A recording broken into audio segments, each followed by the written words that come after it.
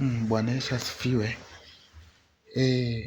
Watu wengi wanasema eti shetani anapana utajiri, lakini mimi Mwagalo wa Imani Mateuli na katala, nasema utajiri unatoka kwa Mungu, kwa sababu shetani yeye mwenyewe alipewa yale ambayo ilikuwa riziki ya Adamu.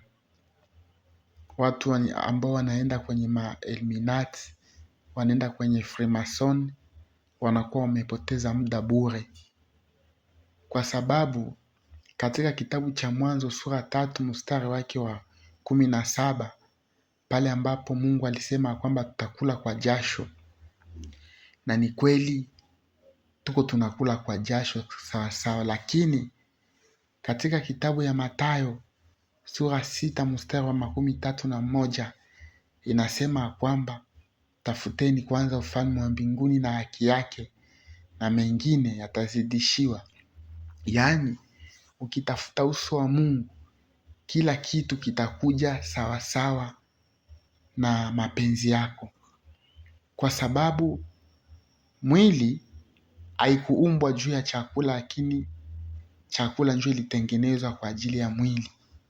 Sawasawa na mavazi, mwili haikutengenezwa juu ya mavazi, lakini mavazi ndio ilitengenezwa juu ya mwili. Na vile vile hata vinywaji mwili haikutengenezwa juu ya vinywaji, lakini vinywaji ndio ilitengenezwa juu ya mwili. Kwa hiyo vitu ambavyo viko detashe kumwili visitenge na upendo wa Mungu. Na katika maandiko matakatifu tunakuja kuona kwamba chakula ambayo tuko tunazungumzia ni Yesu Kristo, kwa sababu Yesu Kristo yeye pekee kwanza ni mkate wa uzima, na unapokuwa ndani ya Yesu kamwe hawezi kuona njaa. Vile vile tukienda kwenye maji, yeye mwenyewe ni maji ya uzima. Pale ambapo aliambia mwanamke Msamaria katika kisima cha Yakobo, aseme ungelijua ni nani akuombaye maji, ungemwambia akupatie maji ya uzima. Yaani Yesu ni maji ya uzima. Na tukienda kwenye mavazi, yeye ni mavazi yaliyo hai, kwa sababu akikaa ndani yetu sisi ni kama miili, yaani mavazi yake. Ndio kwa maana tunasema kwamba utajiri hautoki kwa wanadamu, hautoki kwa shetani, lakini utajiri unatoka kwa Mungu.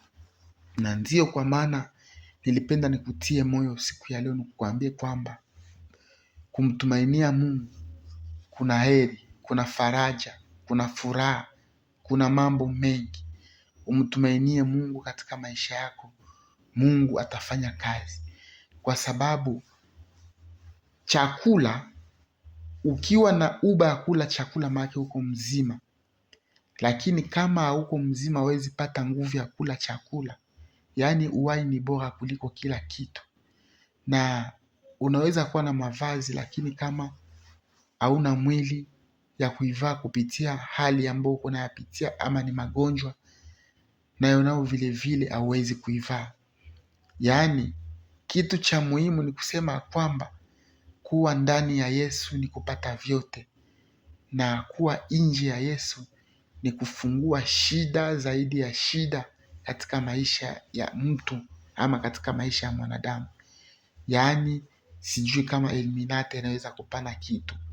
Ikipana kitu inakupatia masharti fulani fulani, lakini Mungu anatupatia kwa kuturidhisha sawasawa na mapenzi yetu. Hawezi kujiuliza utakuwa na masharti fulani.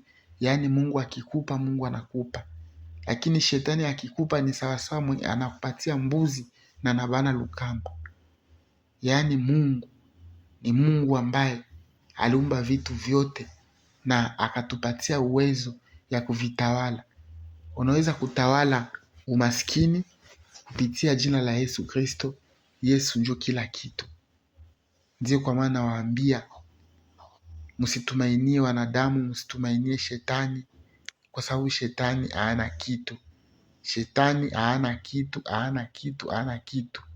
Vyote venye shetani iko navyo ni riziki ya Adamu. Mungu awabariki na Mungu awatie nguvu katika jina la Bwana wetu Yesu Kristo aliye Bwana na Mwokozi. Amen.